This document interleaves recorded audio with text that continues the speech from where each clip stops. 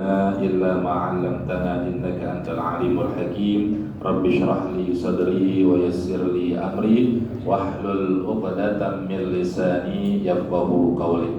Al-Mukarramun, para bapak hadirin jamaah sekalian yang dimuliakan Allah Subhanahu wa taala, wabil khusus para asatidz, di antaranya Mukarram, orang tua kita Ustaz Haji Makhatim Al-Mukarram, ketua lingkungan kita Mamanda Ustaz Haji Ahmad Aminuddin Ismail Al-Mukarram, Ustaz Al Hakim, Ustaz Al-Rifai tadi yang membacakan dustur dan salawat. Kang Erwin, beliau jauh Pak nih, rumahnya jauh tapi kampungnya jauh, rumahnya mendekat di sini. Garut.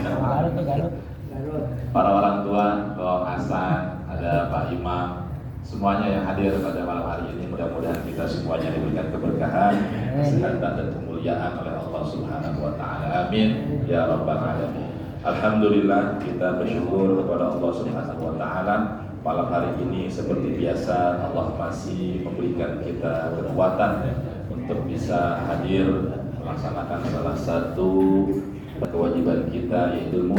Mudah-mudahan niat dengan ikhlas dan langkah kaki kita yang kita ayunkan mudah-mudahan menjadi meningkatkan derajat keimanan kita dan ketakwaan kita kepada Allah Subhanahu wa taala. Dan ilmu yang kita dapat, yang kita cari hingga saat ini mudah-mudahan menjadi ilmu yang barakah, manfaat, bisa kita amalkan untuk kehidupan kita sehari-hari. Amin ya rabbal alamin. Kita lanjutkan pembahasan kitab An-Nasha'ibud Diniyah halaman 71. Baris berapa Pak Hasan? 15 dari atas. Pak Hasan biasa hitung. Bismillahirrahmanirrahim. Qala al-musannif rahimahullah wa nafa'ana bihi wa bi ulumihi fid dharain. Amin ya rabbal alamin. Wa amthilatul waswasati. Tengah-tengah adanya Pak. Ya. Wa amthilatul waswasati kasiratun. Dan contoh-contoh godaan-godaan setan itu banyak. Ada sedikit Pak. Ya. Karena setan itu selalu apa? Alladzi yuwaswisu fi sudurin. Setan itu selalu memberikan kita was-was, godaan-godaan yang ada di dalam hati manusia. Jadi di dalam hati kita ini Pak, ada dua makhluk yang Allah utus. Satu namanya setan, dua namanya malaikat. Jadi makanya hati itu love ya. Ada lopenya bentuknya. Itu kalau dibagi dua, ada bagian godaannya setan, ada bagian godaannya malaikat. Bukan godaan malaikat, maksudnya hasrat kebaikan yang diberikan oleh Allah melalui ilham malaikat. Ya, tinggal akal kita nih mana yang menentukan. Ya. Kalau akalnya kalah dengan godaan hawa nafsunya, maka dia akan terbawa terus tergoda sama saya. Bapak berangkat haji itu, artinya pasti ada yang digoda. Iya. Ini mau berangkat kemana nih? Ada yang goda hati itu. Ya, bukan teman, bukan ini Pak, dalam hatinya. Kalau yang ngajak teman beda lagi, ya. Tengah jalan ketemu teman, coba nggak usah ngaji dulu Pak, teman, besok aja kita ngopi dulu Pak, itu teman itu Pak. Ini Pak yang ada di dalam hati kita. Ngaji nggak ya? Ngaji nggak ya? Ngaji nggak ya? Begitu. Ada yang digodanya karena udah lama nggak ngaji misalnya, mau ngaji tapi malu, begitu godaannya. Tapi malu, ada tapi malunya, gitu. Ada yang emang sering ngaji tapi emang lagi malas banget hari ini misalkan, digoda juga, begitu. Jadi banyak tuh macam-macam pernak-pernik godaan-godaan setan yang memang sengaja biar kita salah jalan dari jalan Allah Subhanahu wa ta'ala. Maka kita bersyukur saat ini kita sedang diberikan taufik dan hidayah. Ya, Allah kasih kita petunjuk. Kemudian petunjuk itu kita kita jadikan patokan sehingga menjadi taufik, ya, menjadikan mengarahkan kita kepada arah yang benar. Wal mana? Wa tarji'u ila kulli tawahhumin wa tashakkukin. Dan kembali kepada setiap tawahhum itu apa? Sama juga godaan, hayalan. Wa tashakkukin dan kepada ragu-ragu. Jadi was-was itu isinya adalah hayalan-hayalan dan keraguan-raguan yang memang dibuat-buat oleh setan. Makanya kata Imam Ali radhiyallahu anhu, kita nggak boleh banyak tulul amal. Ya, ada dua hal kata Sayyidina Ali yang sering yang ada pada diri manusia yang jelek nih ya. Di antaranya apa? Ittiba'ul hawa wa tulul amal kata Sayyidina Ali. Ada dua hal yang sering menghinggapi kepada kita manusia. Pertama, ittiba'ul hawa, sering ngikutin hawa nafsu. Hawa nafsu setan nih Pak ya. Hawa nafsu itu enggak ada yang jelek, ada yang baik gitu. Memang pada dasarnya nafsu itu apa? Innan nafsa la ammaratun bisu. Nafsu itu selalu ngajak yang jelek-jelek gitu. Ya, meskipun ada yang disebut nafsul mutmainnah. Nah, ini nafsul mutmainnah nih yang ngajak adalah malaikat yang ada di dalam hati kita. Ya, bahasa agamanya ada yang dikasih ilham, ya. Ada yang dikasih karomah kalau para wali gitu ya. Ada yang dikasih mukjizat untuk pada para nabi. Tapi nabi mah nafsunya selalu apa? Yang baik. Wa ma yantiqu 'anil hawa in huwa illa wahyun. Apa yang disampaikan oleh Rasul, oleh Nabi ya, berdasarkan semuanya adalah wahyu dari Allah Subhanahu wa taala. Karena Nabi kita Muhammad itu Pak, waktu kecilnya aja Pak, udah dikeluarin nih, udah dibelah dadanya, udah disesar. Ya. Zaman dulu udah ada sesar ternyata. Ya, udah dibelah dadanya, dikeluarin bagian-bagian nafsu yang jelek-jelek. Begitupun ketika beliau di Isra Mi'rajkan, sama dicuci dengan air Zam-Zam, dibelah. Jadi maka Nabi ini meskipun manusia, tapi manusia yang sempurna. Tidak ada penyakit hati di dalam diri Nabi Muhammad SAW. Kalau kita kan penyakit hatinya banyak kan? Banyak. Kadang gendut, ya, kadang hasut, kadang iri, pokoknya banyak lah. Ya, namanya juga apa? Manusia. Udah dicuci itu. Pakai baik deh nyucinya, pakai rinso, ya. Jadi penyakit hati itu bisa dicucinya ya apa? Sering-sering kita apa? Merenung, bertakarrub kepada Allah Subhanahu wa taala. Ini jangan kata Pak kita bisa duduk yang rajin di sini. Kadang ada aja tuh setan. Penyakit hati ngomongin, rajinan gua ngajinya tuh. Sombong enggak tuh? Penyakit hati bukan tuh? Ada penyakit hati. Wah. Itu yang ngaji, yang lagi kagak ngaji. Ya. Jadi jangan kira ya, yang kayak begini juga sama. Mau dia ulama, mau bukan ulama, mau bukan kiai, semuanya apa? Pasti ada aja godaan-godaan setan. Apalagi yang terkait penyakit hati, nggak semua nggak bisa lihat kita mah. Orang hati kita nggak bisa lihat masing-masing ya. Yang bisa ngerasain diri kita dan bisa melihat adalah Allah Subhanahu wa taala. Kenapa kita kemudian disuruh untuk meniatkan segala sesuatunya lillahi. Jadi kalau ada perasaan, Jolen gue rasanya rada sombong amat nih, gue kayaknya paling soleh sendirian rumahnya, paling masuk surga sendirian. Ya, jangan begitu, ya. Buru-buru ya Allah, ya. Takutnya apa? Jadi gurur, jadi sombong. Kalau udah sombong, temannya siapa? Iblis itu Pak, dulu namanya Azazil. Rajin ibadah, taat kepada Allah Subhanahu wa taala. Ya Allah, yang taat yang udah ada dalam surga bisa dikeluarin dari surga oleh Allah, ya enggak? Lah kita belum masuk surga, Pak. Belum pernah masuk surga kan kita? Belum. Ini Azazil yang pernah nyicipin surga, ya. Cuma satu doang, perintahnya disuruh sujud, yang merintahin Allah. Ya kan? Kalau sesama temennya setan kali Azazil, kadang mau kadang kagak. Lah ini yang nyuruh siapa? Tuhannya sendiri, Allah Subhanahu wa taala. Sujud tuh sama malaikat, sama Nabi Adam. Sujudnya bukan sujud penyembahan ternyata. Ya, kata Imam Al-Juzani dalam kitab Ta'limut Ta'lim, sujudnya iblis atau Azazil adalah sujud penghormatan sebab Nabi Adam diberikan kemuliaan yaitu ilmu pengetahuan. Ya, karena kan Azazil malaikat dulunya gitu. Ya kalau malaikat sekarang suruh sujud ya sujud aja udah. Tapi kalau kita manusia, wa 'allama Adamal asma'a kullaha tsumma aradahum dan seterusnya. Allah kasih ilmu kepada Nabi Adam.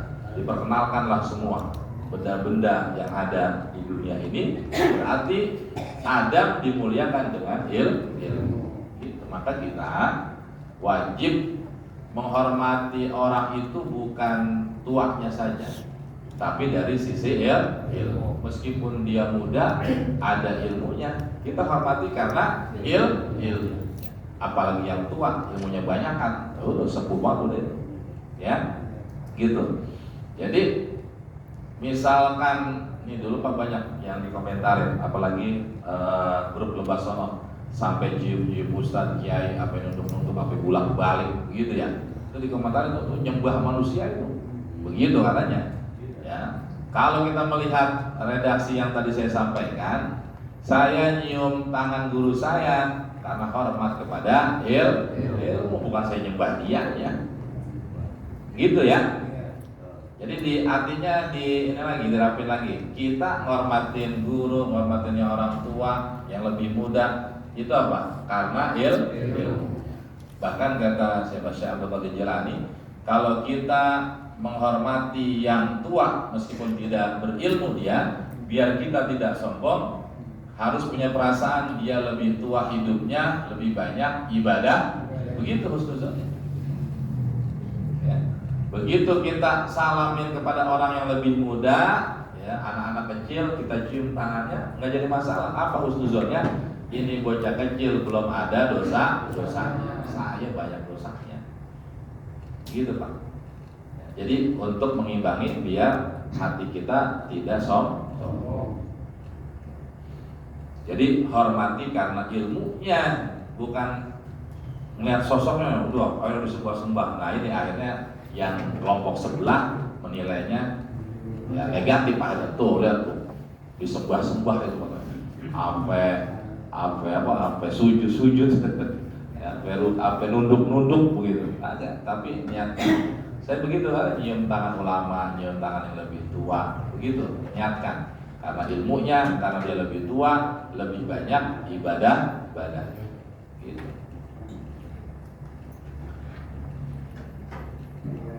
La yastanidu ila sababin ma'rufin. Was-was itu tidak ada sandarannya kepada sebab yang diketahui. Kadang datangnya apa? Tiba-tiba tanpa alasan tertentu. Godaan itu ada dalam hati kita, ini tergantung kitanya nih. Imannya kalau kalah sama bujukan setan, secara tiba-tiba itu akan ngikutin bujukan setan. Jadi tanpa ada alasan, kadang tiba-tiba was-was itu, godaan-godaan setan itu selalu menggoda manusia. Wala yang bagi lil insani, dan tidaklah semestinya bagi manusia ayyakula, dia mengatakan ma baqiya fid dunya minal halali. Tidak ada yang tersisa di dunia ini minal halali, dari yang halal, syai'un, sesuatu pun ya'dziru bidzalika nafsahu, dia beralasan bidzalika, dengan demikian itu nafsahu terhadap dirinya, fi tarkil wara'i wal ihtiyati, untuk meninggalkan wara', menjaga diri, wal ihtiyati, dan kehati-hatian. Tidak boleh orang mengatakan bahwa di dunia ini udah kagak susah nyari yang halal gitu, ya. Yang halal susah, mendingan nyari yang haram-haram, nggak usah bodoh dah, yang penting perut kenyang. Nggak boleh begitu, ya. Di dunia ini yang halal pasti ada, yang haram juga pasti ada. Tinggal kita manusianya, ya, ini hati kita mengarahkan kemana, sehingga kita melakukan apa yang diperintahkan oleh Allah Subhanahu wa Ta'ala. Sehingga dengan alasan begitu, yang halal aja susah kita nyarinya, Ya, yang halal apa? Yang haram aja susah, apalagi yang halal. Akhirnya semaunya dewek dia nyari maisha, nyari kebutuhan hidupnya, bodo amat halal haram masuk gitu ya. Mau subhat yang penting kenyang, yang penting bisa memenuhi kebutuhan. Ini menjadi alasan sehingga dia tidak memiliki sifat waro, sifat penjagaan dirinya bahwa yang haram harus dijauhi. Itu kan aturan agama ya. Wal ihtiyati, dan akhirnya dia tidak mempunyai sifat kehati-hatian gitu Pak. Jadi kita kudu banyak merenung sehingga kita punya sifat kehati-hatian. Jangan sembrono jadi orang ya. Karena kita hidup ini nanti ada pertanggungjawabannya di hadapan Allah Subhanahu wa Ta'ala. Sekarang masih hidup nih, belum tentu besok ya di pengadilan Allah kita selamat apa kagak, tergantung nanti amal kita selama hidup di dunia. Ada orang yang pengen memuasin dirinya tapi dengan cara-cara yang haram. Saya ingat dalam hadis Nabi katakan abghadul ibad ilallah, paling dibenci seorang hamba kepada Allah Subhanahu wa Ta'ala adalah bajunya lebih bagus daripada amalnya. Kita kan beli baju banyak banget, ada yang harga 1 juta ya, beli baju koko 1 juta, jarang ke musola ya, sarungnya BHS, mahal BHS ya, ya ke musola jarang ngaji. Nah itu paling benci Allah melihat seorang hamba dia memenuhi kebutuhan dunianya yang cakep-cakep, yang bagus-bagus, punya motor cakep, tapi tidak pernah ke majelis taklim ya. Kali boncengin orang sholat jamaah kagak, buat akhirnya agak pernah. Punya mobil, kali ngajak saudaranya apa jamaahnya, ayo kita tahlilan ya ke rumah sini, pakai mobil BMW. Kalau dekat rumahnya tetanggaan ya, gampang apa? Tapi ada urusan akhiratnya, bukan dunia dulu gitu ya.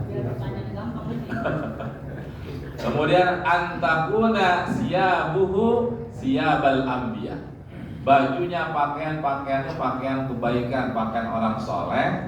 Wa amalahu amalal jabarin, sementara amalnya, perbuatannya, tindak tanduknya adalah pelanggar terhadap perintah Allah Subhanahu wa Ta'ala. Jadi cuma kedok doang nih Pak. Misalkan saya pakai sorban, pakai peci, ini kedok doang nih, kedok ya, biar dikata orang soleh. Iya gitu. Tapi ada orang yang ada tahu kemudian di belakang itu misalkan dia melakukan pelanggaran maksiat kepada Allah Subhanahu wa Ta'ala. Ini Allah paling benci, hati-hati ya. Jadi bagusnya bagaimana? Ya standar-standar aja.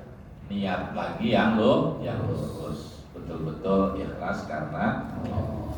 Boleh kita mencari duniawi, tapi jangan lupa yang kita cari sesuatu yang halal-halal, jangan sampai dulu dilanggar yang diharamkan oleh Allah Subhanahu wa Ta'ala. Nanti kayak begitu akhirnya. Kedoknya cakep, ternyata di kemudian hari ya banyak omongan-omongan, oh dia mah ternyata suka main judi misalnya. Kan kita nggak tahu ya, suka main cewek, nah begitu dia nggak ada gitu ya. Jadi jangan sampai kejelekan itu begitu kita meninggal dunia yang diomongin apa? Kejelekan kita yang orang baru tahu, kagak nyangka, ya Allah padahal dia orang bahaya begitu ya. Ya mungkin teman-teman yang jaksa sekarang ketangkep, itu saya melihat komennya, oh dia mau orangnya bagus banget, baik banget, kok agak nyangka ya sampai berapa kilogram itu ya, gitu. Kan begitu. Nah itu yang masih hidup ini orangnya, iya. Apalagi yang udah kagak ada, itu juga belum disangka-sangkain itu. Itulah hukum dunia, bisa dipermain, apalagi dia jaksa.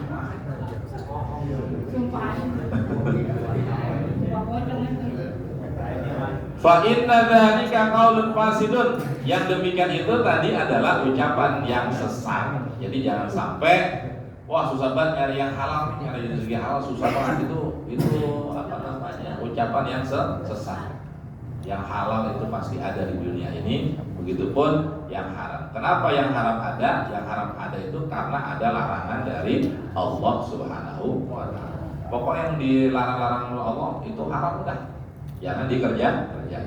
Jadi seimbanglah kita ya, melihat mana yang halal mana yang haram dengan hati yang penuh kedekatan kepada Allah, insya Allah bisa menghindar dari sesuatu yang diharamkan oleh Allah Subhanahu wa taala.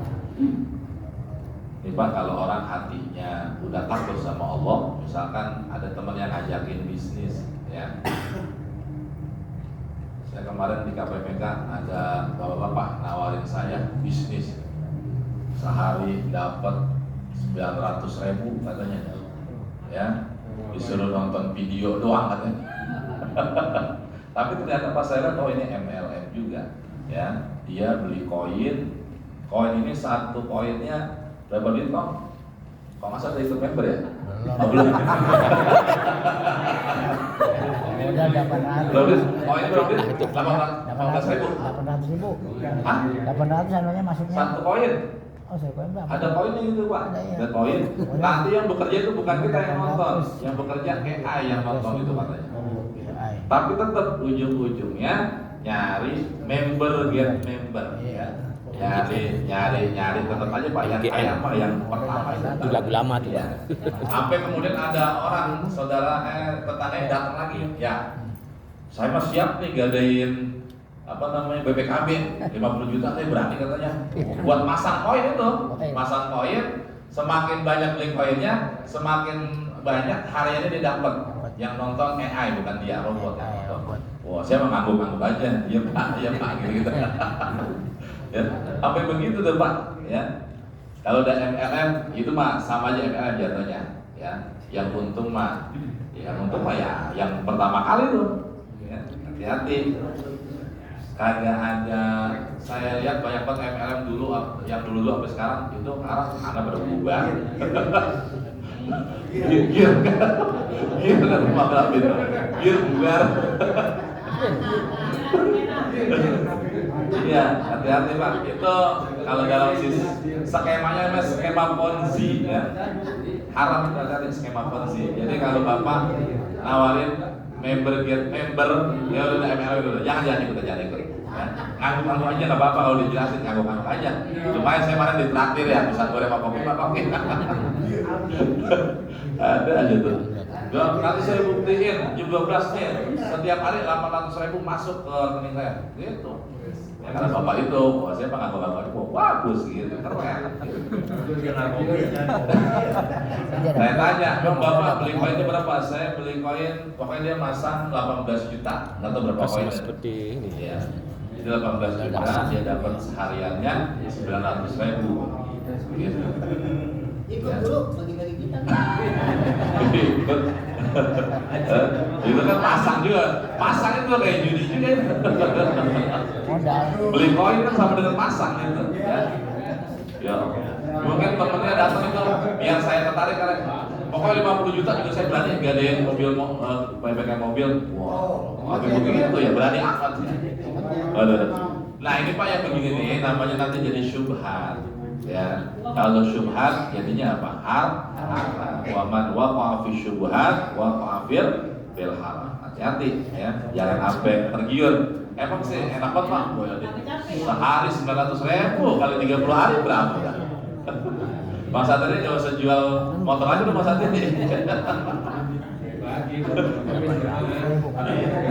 Ya Allah. Itu lagi saya apa itu coba dah.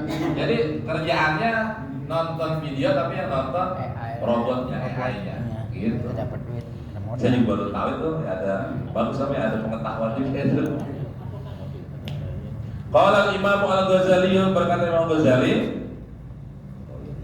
al-halalu bayyinun wal haramu bayyinun. Halal itu sudah pasti, yang haram juga pasti. Kama qala alaihi salatu wassalamu sebagaimana bersabda Nabi alaihi salatu wassalam.